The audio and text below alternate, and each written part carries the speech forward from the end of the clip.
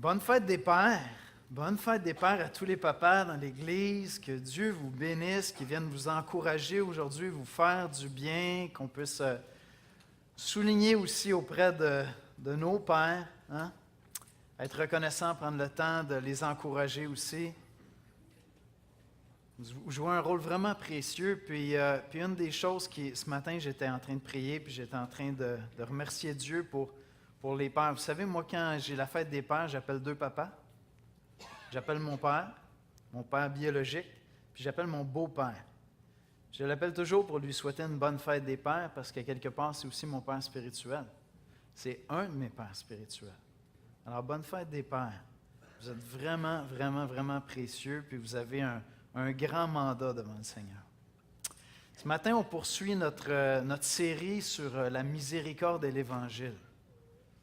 Et on a commencé cette série-là en parlant d'un monde extraordinaire que Dieu a créé, dans lequel Dieu a apporté son shalom, sa paix.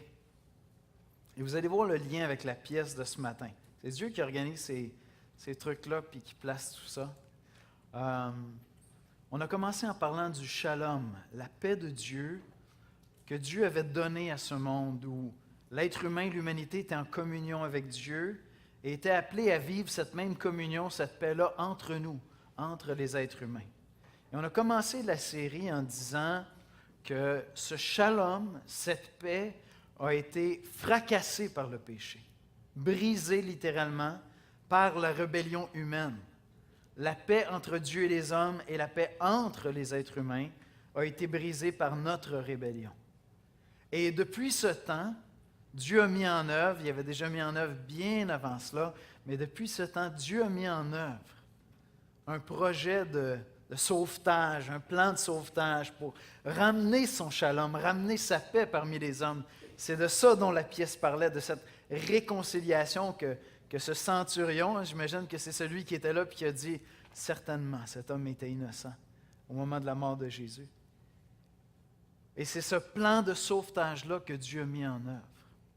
Et à travers la série, ce qu'on voit ensemble, c'est que par notre miséricorde, par la miséricorde de Dieu envers nous, mais par la miséricorde que nous sommes appelés à pratiquer les uns envers les autres et envers le monde à l'extérieur, on est là pour incarner ce shalom de Dieu, pour introduire les gens, pour faire connaître aux gens l'évangile de Jésus-Christ et le début de ce shalom-là en attendant le retour de Jésus-Christ. Et ce matin, on va parler d'un des aspects, je dirais, les plus criants, les plus forts, celui de la réconciliation. Ce ministère de réconciliation que Dieu nous a donné une fois que nous sommes réconciliés avec Dieu. Tellement précieux. Probablement un des moyens les plus puissants, les plus brillants de faire connaître notre Dieu, de faire connaître son shalom, Jésus-Christ, en l'incarnant nous-mêmes, en apportant la réconciliation aux gens autour de nous, dans des conflits, dans des situations difficiles. On va prier ensemble. Père éternel, on va se pencher ce matin sur un passage qui est très direct, qui est très puissant. Et Père, on veut commencer en t'adorant ce matin. Alors qu'on fête la fête des pères, on veut commencer par toi, Papa. Toi qui es notre Père. Toi qui es le seul Père parfait. Tu es celui qui nous aime malgré nos imperfections. Tu es celui qui prend les devants, qui vient vers nous. Tu es celui qui nous accueille, qui nous protège, qui nous console. Tu es le Père de toute consolation. Et on veut t'adorer ce matin, Seigneur.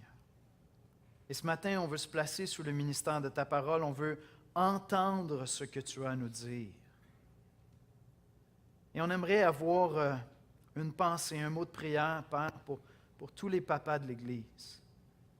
On veut te remercier premièrement pour ces pères, Seigneur, qui apprennent à te connaître, qui apprennent à t'aimer, qui veulent être des modèles pour leurs enfants. On te demande, Seigneur, de les bénir en toi, de les fortifier dans ce grand mandat que tu leur as confié, Seigneur.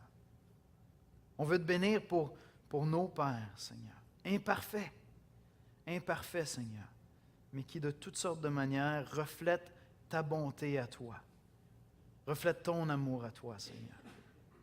On te prie pour les pères de l'Église, on te demande de les fortifier en toi, de de les faire grandir en toi, Seigneur, qu'ils puissent être une véritable bénédiction. Et je veux te bénir personnellement, Père, aussi pour tous les pères spirituels que j'ai eus, qui ont été vraiment précieux dans cette famille de Dieu.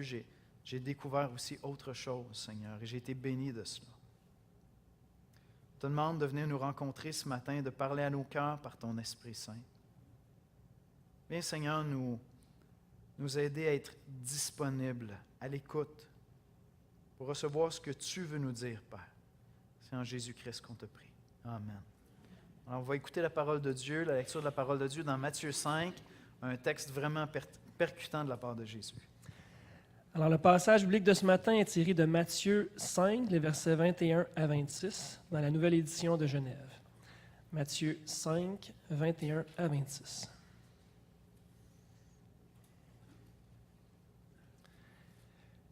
Vous avez entendu qu'il a été dit aux anciens, « Tu ne tueras point. Celui qui tuera est passible de jugement. Mais moi, je vous dis que quiconque se met en colère contre son frère est passible de jugement. Que celui qui dira à son frère « Raka » mérite d'être puni par le Sanhédrin, et que celui qui lui dira « Insensé » mérite d'être puni par le feu de la géhenne. Si donc tu présentes ton offrande à l'autel, et que là, tu te souviennes que ton frère a quelque chose contre toi, laisse là ton offrande devant l'autel, et va d'abord te réconcilier avec ton frère. Puis, viens présenter ton offrande. Accorde-toi promptement avec ton adversaire, pendant que tu es en chemin avec lui, de peur qu'il ne te livre au juge, que le juge ne te livre à l'officier de justice, et que tu ne sois mis en prison. Je te le dis en vérité, tu ne sortiras pas de là que tu n'aies payé le dernier cadran. Merci, Danny. Comme je le mentionnais tout à l'heure, en fait, je le mentionnais aussi dans le courriel cette semaine, c'est un addon, disons, de Dieu. Ce n'était pas le message qu'on devait avoir ce matin. Mais comme on a décidé d'embarquer dans le mouvement de prière, on a invité Richard Hull à venir apporter un message, puis ça a fait un petit décalage. Alors, Dieu a certainement un message pour nous particulier, puis je pense à la fête des Pères, des fois, il y a des œuvres de réconciliation que Dieu veut faire aussi dans ces circonstances-là. Le mot « évangile » lui-même a un sens très simple, hein? Ça veut dire la bonne nouvelle. Maintenant, la bonne nouvelle, c'est que Dieu a désiré et a mis en œuvre de se réconcilier avec nous, de réconcilier les hommes avec lui. C'est ça la bonne nouvelle en fin de compte, c'est que Dieu nous a aimés au-delà de notre folie, de notre rébellion, de nos péchés, et puis est venu pour apporter la réconciliation qui est impossible pour nous. On ne pouvait pas nous couvrir la distance vers lui, mais lui a pris sur lui-même de couvrir cette distance-là, et il l'a fait à travers l'œuvre de Jésus-Christ. Et je crois que le ministère de réconciliation, qui est celui d'annoncer Jésus-Christ, mais de l'incarner aussi, est certainement un des outils, un des moyens les plus puissants que Dieu nous a donnés pour annoncer l'Évangile, pour annoncer aux hommes la réconciliation avec Dieu. Matthieu 5, Matthieu 6, Matthieu 7, c'est communément, on appelle ça le sermon sur la montagne. C'est comme, disons, dans l'idée des théologiens, ceux qui étudient les évangiles, ils vont dire c'est le moment où Jésus vient comme le second Moïse, qui était allé sur le mont Sinaï, qui avait reçu la loi de Dieu, et il vient comme le second Moïse nous expliquer la loi de Dieu. Mais avec une profondeur, il va vraiment au cœur de la loi. Il n'est pas by the book, il va vraiment dans l'esprit. Quel était le cœur de Dieu avec cette loi-là? Et on lit dans Matthieu 5 au verset 9, « Heureux ceux qui procurent la paix, car ils seront appelés fils de Dieu. » Et ce matin, on souligne la fête des pères. On veut honorer nos pères, mais à quelque part, on veut apprendre de notre Père qui est dans les cieux. Puis on veut lui ressembler. On veut être comme lui. Et Jésus nous dit que ceux qui procurent la paix vont être appelés fils de Dieu. Et cette paix-là, on la procure, on la porte aux gens en apportant l'Évangile, mais on le fait aussi en apportant la réconciliation, en incarnant cet Évangile dans nos relations les uns avec les autres. Et Jésus est vraiment, vraiment fracassant à travers ce passage-là. Voici comment je résumerai l'exposé de ce matin. La réconciliation est peut-être le mot qui résume le mieux l'Évangile et peut-être aussi celui qui l'illustre le mieux dans l'Église.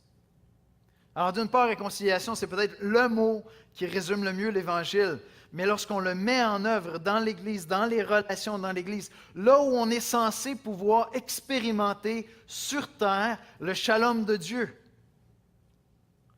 lorsque la réconciliation est mise en œuvre dans l'Église, c'est probablement là aussi qu'on illustre le mieux l'Évangile, l'Évangile de Jésus-Christ.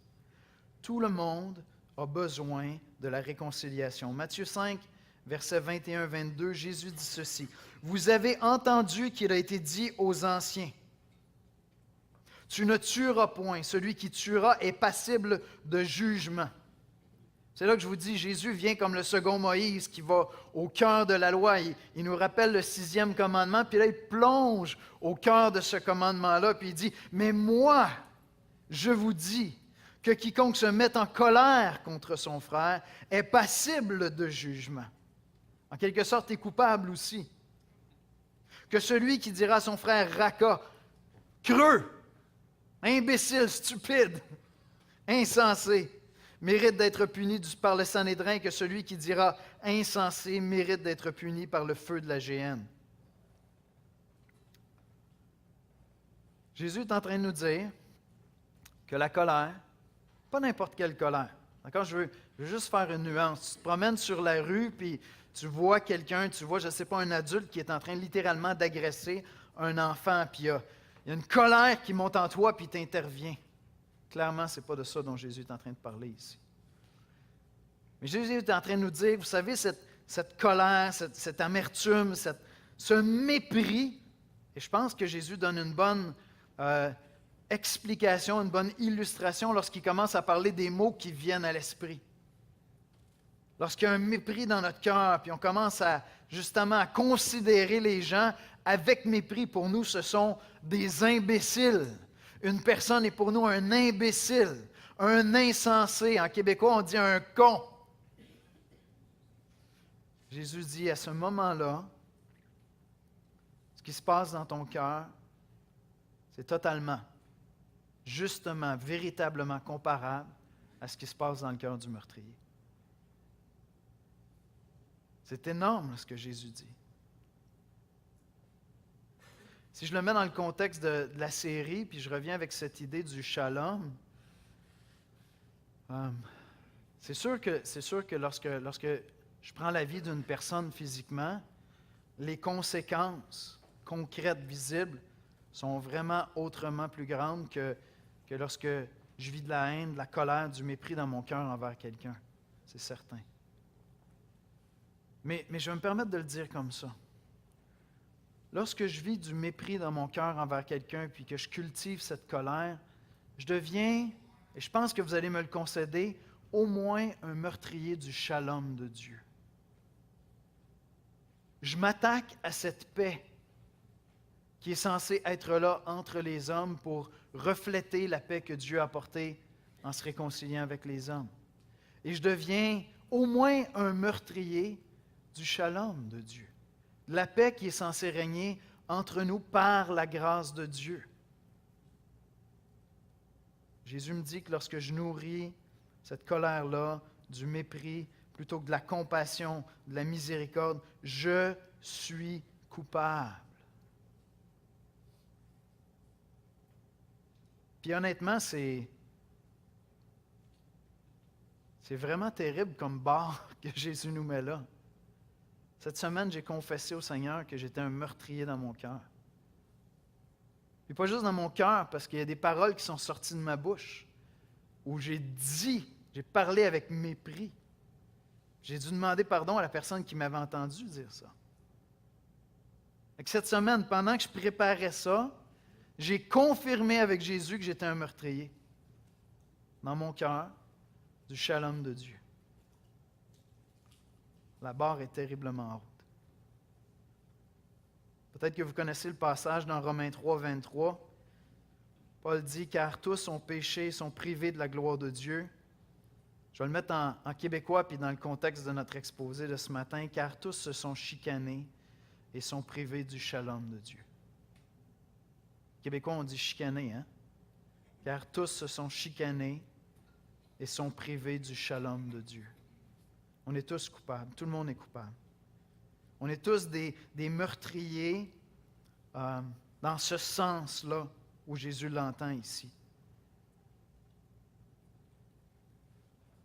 Tout le monde a enfreint l'esprit au moins du 6e commandement. Il n'y a personne ici qui va venir me faire croire qu'il n'a jamais vécu ça dans son cœur. Il n'y a personne. Puis c'est comme si Jésus est en train de nous envoyer tous en enfer. Il dit, ça mérite la géhenne, ça mérite la condamnation éternelle. À partir du moment où Jésus prononce ça, autant dire qu'il nous envoie tous en enfer. Autant dire qu'il nous condamne tous. Tout le monde est condamné. Voyez-vous, Jésus prend très au sérieux nos relations brisées. C'est sérieux pour lui.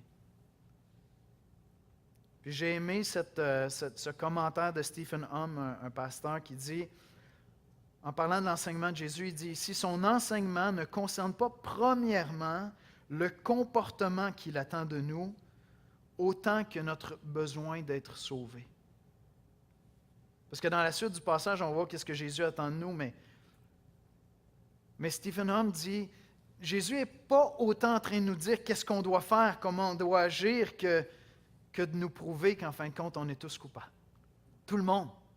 Tout le monde, on est tous des meurtriers.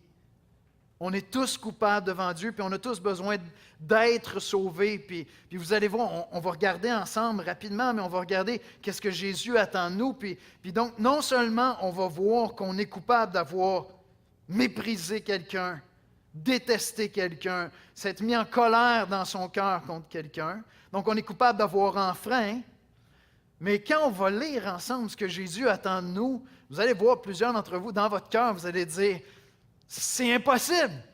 Je ne suis pas capable de faire ça par moi-même. Je n'arriverai pas à produire ça. C'est hors de ma portée. Puis si ce n'est pas hors de ma portée, c'est hors de la portée de l'autre personne avec qui je dois faire ça.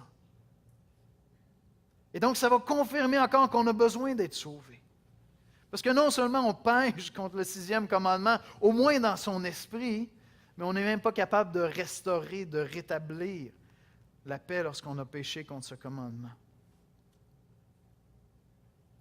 Jésus va nous dire de passer à l'action, mais il nous faut premièrement réaliser qu'on a besoin d'être sauvés.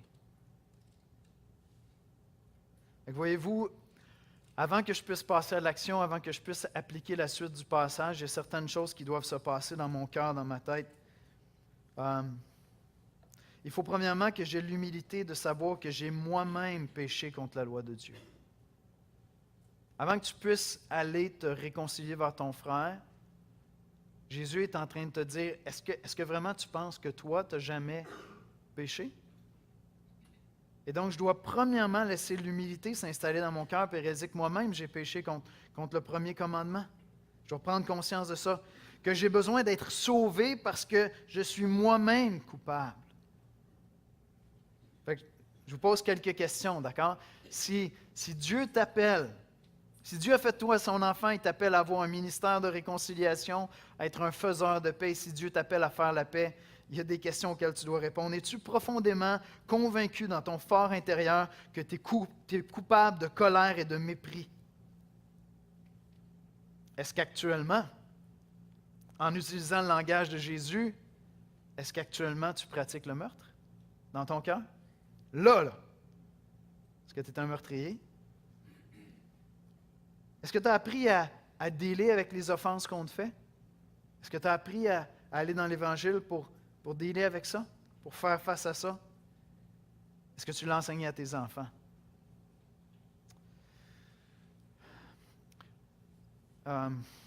Le christianisme et la religion en général, mais le christianisme particulièrement, est extrêmement critiqué, n'est-ce pas, depuis quelques décennies au Québec, mais actuellement en Occident.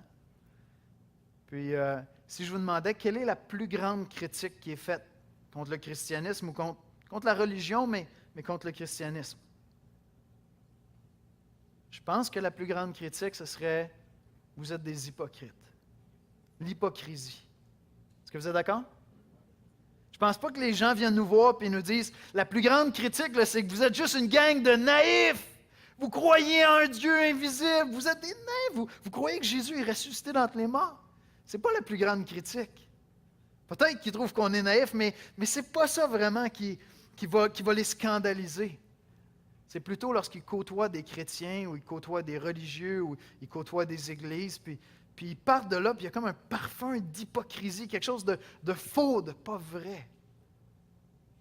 Dans nos maisons aussi, avec nos enfants. Le jour où tes enfants commencent à dire dans leur cœur que toi, comme parent chrétien, tu es un hypocrite parce que tu ne mets pas en application la parole de Dieu, tu as toute une bataille à remonter. Tu as toute une guerre à livrer dans ton cœur puis pour faire la conquête de leur cœur. Et c'est ça que Dieu est en train d'adresser ici. Dans la suite du passage, c'est ça que Dieu est en train d'adresser. Versets 23-24. « Si donc tu te présentes ton offrande à l'autel et que là tu te souviennes que ton frère a quelque chose contre toi, laisse là ton offrande devant l'autel et va d'abord te réconcilier avec ton frère, puis viens présenter ton offrande. » Dieu a vraiment à cœur nos réconciliations humaines. C'est vraiment important pour Dieu, nos réconciliations humaines. C'est plus important que tout ce que je pourrais faire pour adorer Dieu comme offrande, parce qu'il a vraiment à cœur.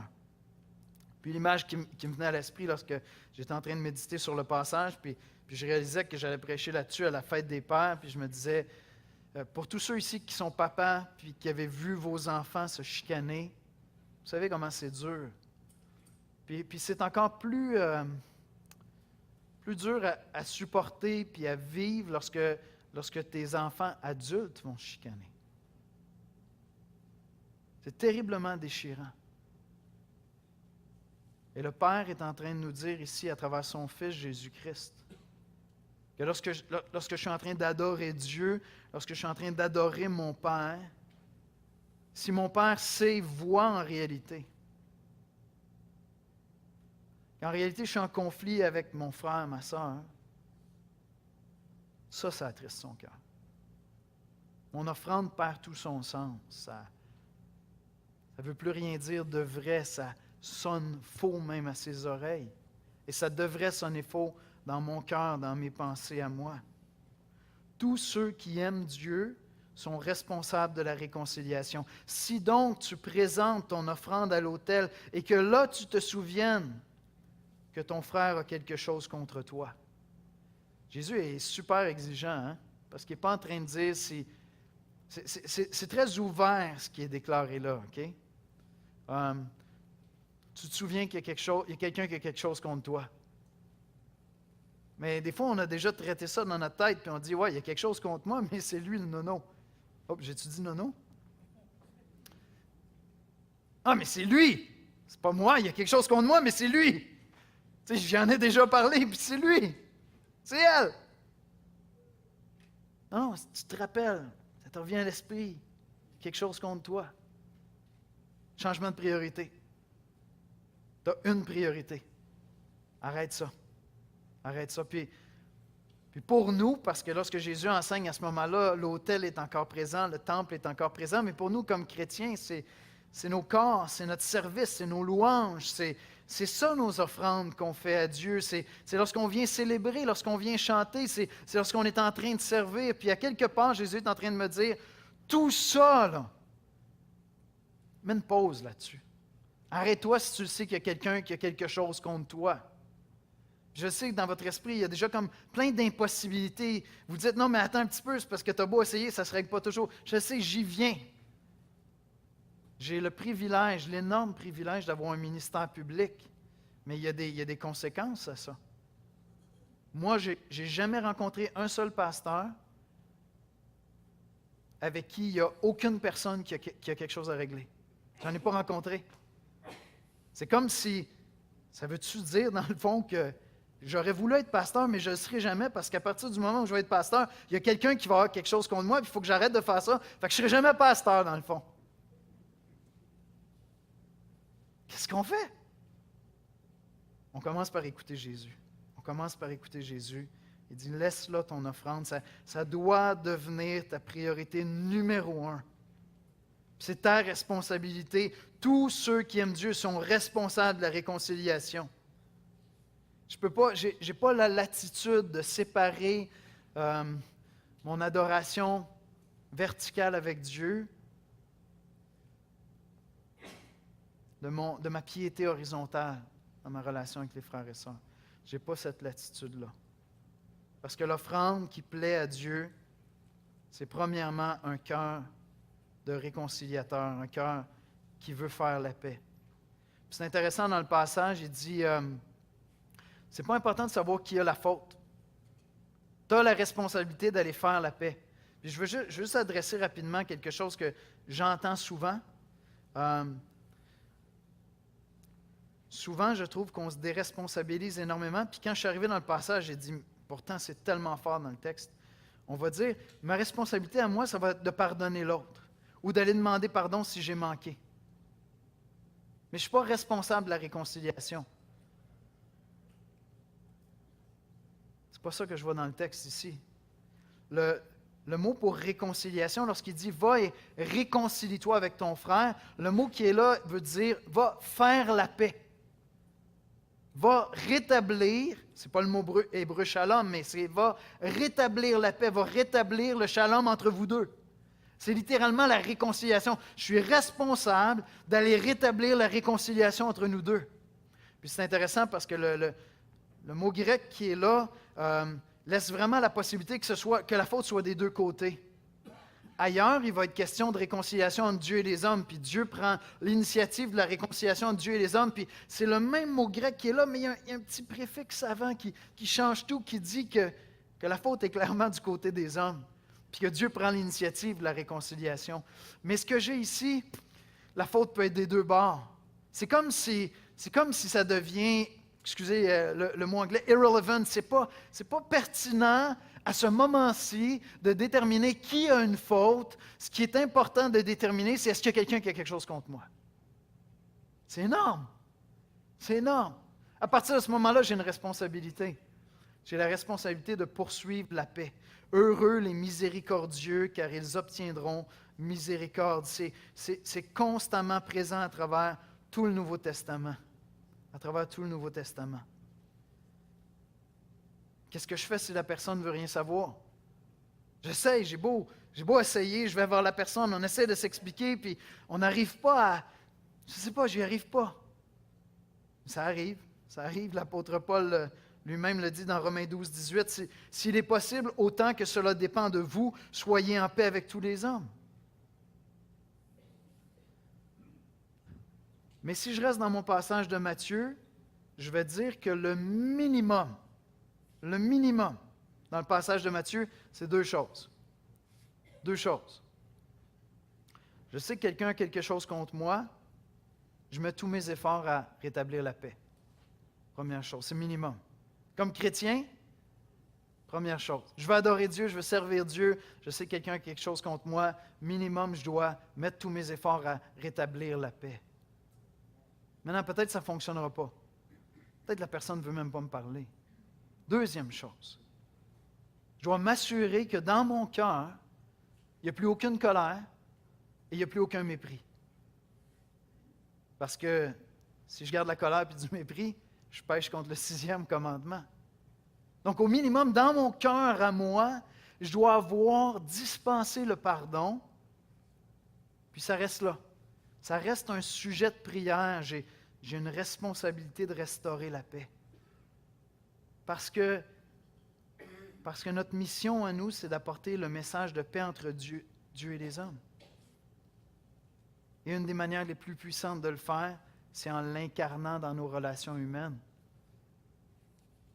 Et donc, il y a des situations où je fais de mon mieux, j'essaie de restaurer, de rétablir la paix. Je veux rétablir la paix entre nous. Peut-être qu'on ne sera pas les meilleurs amis du monde, tu sais. Ton réflexe le vendredi soir, quand tu dis hey, « je vais aller jouer au pool », ça ne sera peut-être pas d'aller jouer au pool tous les vendredis soirs avec moi. Mais en même temps, il n'y a plus rien entre nous de grief. Et si j'ai l'opportunité de le faire, ça va me faire plaisir de le faire. Si j'ai l'opportunité de servir avec toi, je vais le faire avec joie. Puis au contraire, ça va être l'opportunité justement de concrétiser cette paix-là entre nous. De la bâtir, de la construire ensemble, de rétablir quelque chose qui, progressivement, avec le temps, va vraiment dégager un parfum de paix entre nous. Puis des fois, je n'y arrive pas parce que toutes sortes de raisons. Je vais m'assurer que dans mon cœur, je ne suis plus en train de pécher. Je ne suis plus en train de contribuer à ça. Et si tu dis, écoute, Yannick, sérieux, là, c'est vraiment cute ton affaire, mais d'après moi, tu n'as pas souffert beaucoup dans ta vie. On ne commencera pas cette game-là ce matin, OK? L'échelle de la souffrance, là, on ne commencera pas ça. On a chacun notre histoire. Mais je sais, par exemple, je sais pour l'avoir vécu, qu'il y a des moments où tu dis, Seigneur, je veux tellement faire ta volonté, mais je ne suis tellement pas capable d'y arriver. Je l'ai déjà dit à l'Église à quelques reprises à travers les années, mais dans mon expérience personnelle, je vois parfois le péché et notre nature pécheresse, d'accord, comme être pris dans un labyrinthe.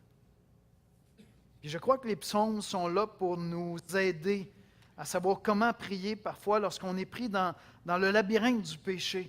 Je suis là, puis je dis, Seigneur, je veux tellement faire ta volonté, mais je ne sais pas comment changer ça, cette affaire-là, à part si tu me fais une autre greffe de cœur, je ne sais pas ce qui va se passer. Moi, Dieu m'a accordé une grâce, je n'ai pas une prédisposition vraiment à l'amertume. Maintenant, je suis un être humain, fait que ça m'est arrivé, d'accord? Mais c'est comme, j'ai plein d'autres combats, si vous saviez, mais ça, c'en est pas un grand. Puis pourtant, je dois vous dire, au jour de ma conversion, il y a quelqu'un qui m'avait fait du mal lorsque j'étais plus jeune. Ça m'a pris au moins 3 ans à expérimenter dans mon cœur que le pardon était vraiment là. J'ai repardonné à cette personne-là des dizaines de fois. Mais chaque fois que je parlais d'elle, à un moment donné, c'est comme, je m'entendais parler, puis je disais, « Man, c'est pas beau ce qui sort là. Il me semblait que tu y avais pardonné. » Là, j'étais attristé, puis je retournais dans la prière, puis je disais, « Seigneur, c'est quoi ça? J'ai pardonné. C'est comme, pourquoi? » Puis je faisais juste aller confesser au Seigneur. « Seigneur, t'es mort pour moi, je ne peux pas te tenir grief. Fait que je pardonne, puis fais quelque chose, change-moi, ça se peut pas. » Et là, tu te dis, OK, c'est le début de la vie chrétienne maintenant. C'est un chrétien mature, ça ne se reproduira plus, cette affaire-là. Puis je vous dis, c'est pas comme, pour moi, l'amertume, peut-être que je ne toucherai pas du bois, là. Je ne crois pas à ça. Mais ce n'est pas un grand combat dans ma vie. Puis pourtant, ça m'est arrivé dans le ministère. À un moment donné, il y a quelqu'un qui m'a fait quelque chose. Je pense que ça a duré 2 ans. Pas 2 ans avant que je décide de lui pardonner. Non. Ça a pris 2 jours. Mais 2 ans avant que je vois dans mon cœur qu'il n'y a plus aucun mépris. Il peut y avoir de la compassion. Il peut même des fois avoir de la pitié. Mais définitivement de la miséricorde qui est là. J'étais pris dans un labyrinthe. Et peut-être que c'est là que tu es. C'est pour ça que je vais être sensible à cette réalité-là, d'accord?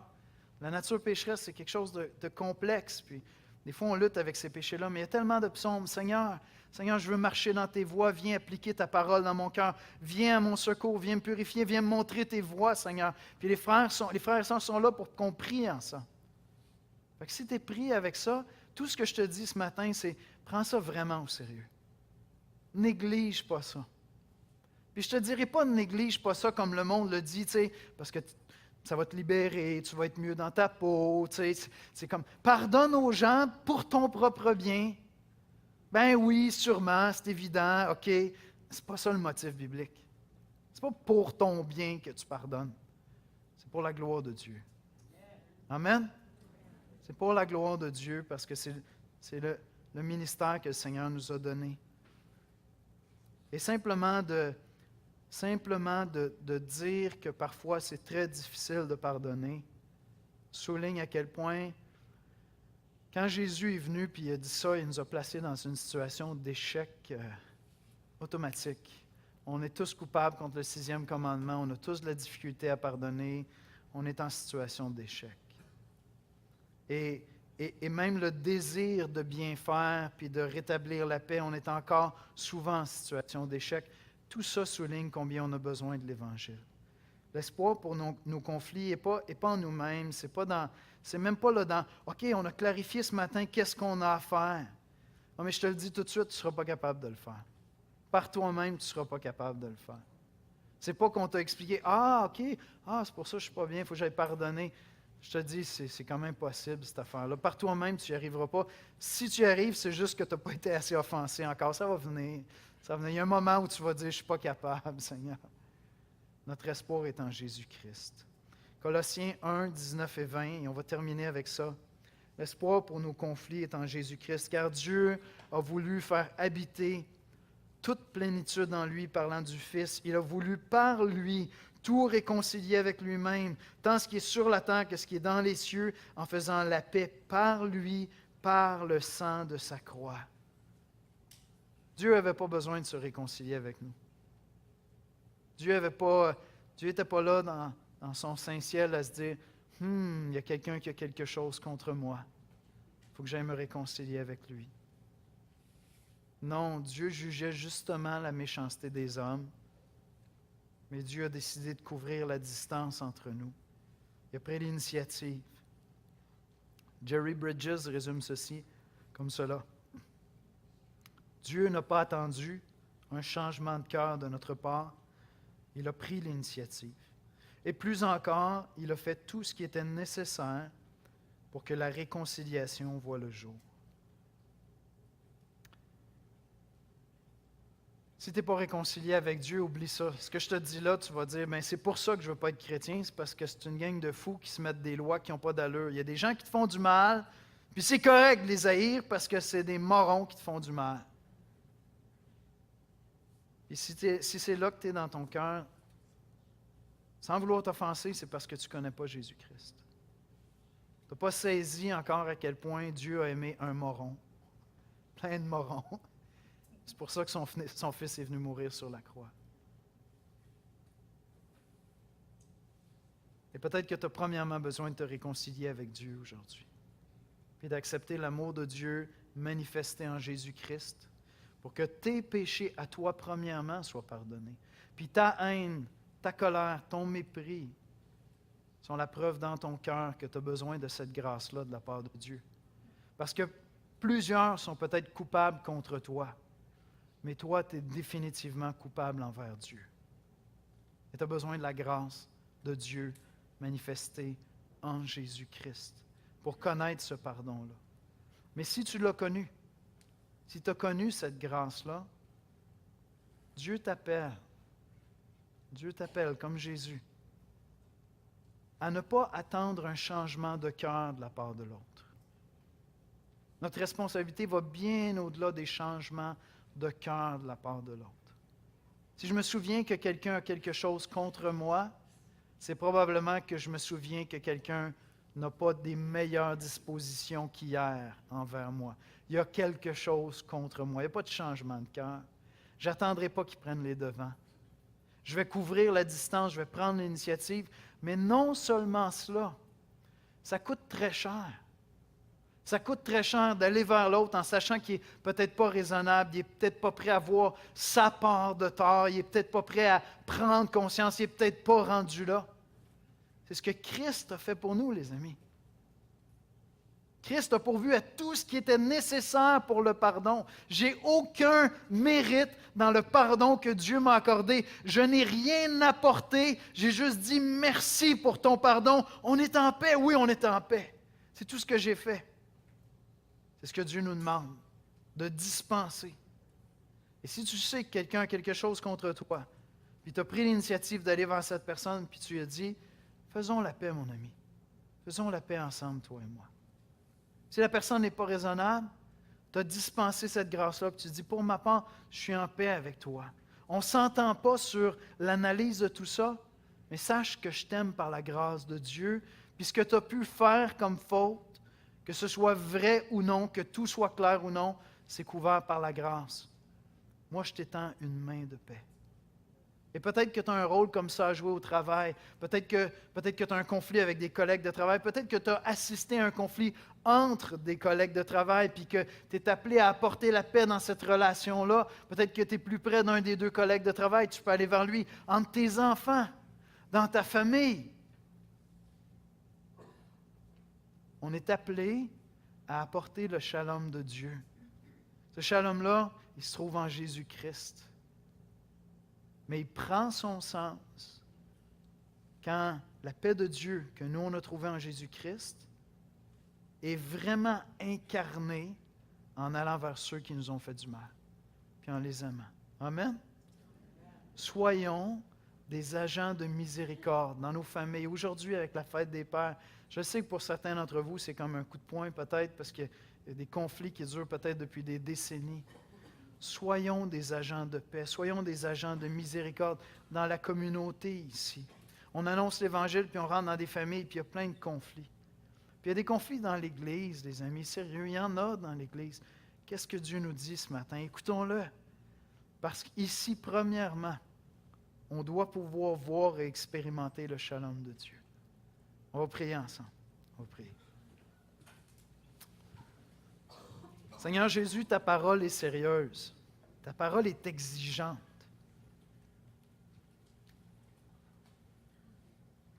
Parce que ta parole nous parle de toi, premièrement. Nous parle de ta sainteté, de ta perfection, de ta pureté, Seigneur. Nous parle de l'échelle de ton amour, la mesure de ta grâce à toi, Seigneur. Et ce matin, je veux te prier pour nous, premièrement, Seigneur. Je veux te prier pour chaque personne dans cette salle. Certains d'entre nous n'ont pas goûté le pardon de Dieu. Ne sont pas entrés dans ce shalom, dans cette paix avec toi, Seigneur. N'ont pas connu l'Évangile de Jésus-Christ, la bonne nouvelle de cette paix entre Dieu et eux. Je te demande, Père, d'exercer un ministère par ton Esprit Saint ce matin, de venir les attirer à cette grâce, les inviter à entrer dans cette paix, Seigneur. Et ça, c'est toi qui le fais. J'ai beau prêcher, j'ai beau parler. On a beau répéter, Seigneur, ça se passe entre toi et l'esprit de chacun ici ce matin. Maintenant, pour ceux d'entre nous, Seigneur, qui sommes entrés dans ce shalom, dans cette paix, Seigneur, viens parler à nos cœurs. Certains d'entre nous, on est prisonniers dans un labyrinthe d'amertume, de colère, de mépris. On ne sait pas comment sortir de là, Seigneur. Aie pitié de nous, Seigneur. On entend ta parole, mais c'est seulement par la puissance de ton esprit que cette parole va être vécue dans nos cœurs. On a besoin que tu viennes à notre secours. Aie pitié de nous, Seigneur. Aie pitié des frères et sœurs qui sont pris dans l'amertume, dans la colère. Aie pitié, Seigneur. On a besoin de ta grâce, non seulement au jour de notre conversion, on a besoin de ta grâce, Seigneur, à chaque jour pour marcher selon ta parole. Et Seigneur, donne-nous le courage, l'humilité, la bonté, la générosité. Si ce matin tu as rappelé à notre esprit un frère, une sœur, un voisin, un ami, un collègue qui a quelque chose contre nous, Seigneur, donne-nous le courage de nous assurer qu'on est des faiseurs de paix, qu'on apporte la miséricorde, Seigneur, qu'on rétablit la paix, la réconciliation. C'est en Jésus-Christ qu'on te prie, Seigneur, qu'on te bénit, Seigneur Jésus, d'être venu vers nous. Tu es notre paix, Seigneur. Amen.